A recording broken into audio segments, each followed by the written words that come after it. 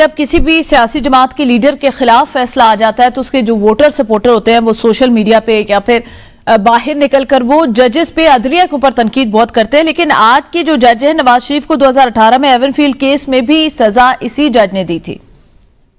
जी बिल्कुल, इन्होंने ही सजा दी थी। और ये पाकिस्तान के कुछ 5 प्राइम मिनिस्टर्स हैं जिनके केसेस ये समाप्त करते रहे हैं। इसमें नवाज शरीफ हैं, शहबाज शरीफ, यूसुफ गिलानी, राजा परवेज अशरफ, शाहिद खान अब्बासी, आसिफ अली जरदारी, इन सब के केसेस इन्हीं की अदालत में थे और ये समाप्त करते रहे हैं। और नवाज शरीफ को भी जो सजाएं सुनाई थी इन्हीं जज साहब ने सुनाई थी।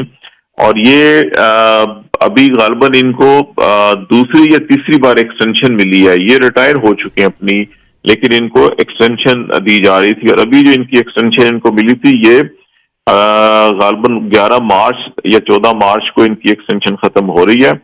और ये छुट्टी लेना चाह रहे थे, इन्होंने छुट्टी के लिए अप्लाई भी कर दिया था कि ये बीमार है और इनको छुट्टी दी जाए।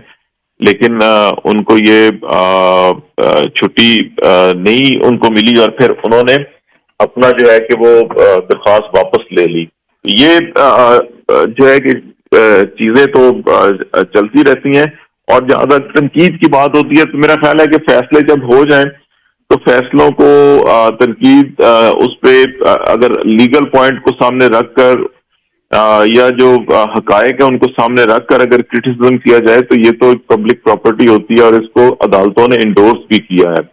लेकिन अगर किसी की जात के ऊपर जज की जात पे अगर तनकीद की जाए तो वो मुनासिब नहीं है। फिर वो लॉ ऑफ टॉर्ट और लॉ ऑफ जो हमारा कंटेम्प्ट है कोर्ट का उसके जुमरे में आता है, उससे गुरेज होना चाहिए। और इसकी हमारे कॉन्स्टिट्यूशन और कानून जो है उनमें भी इजाजत नहीं होती।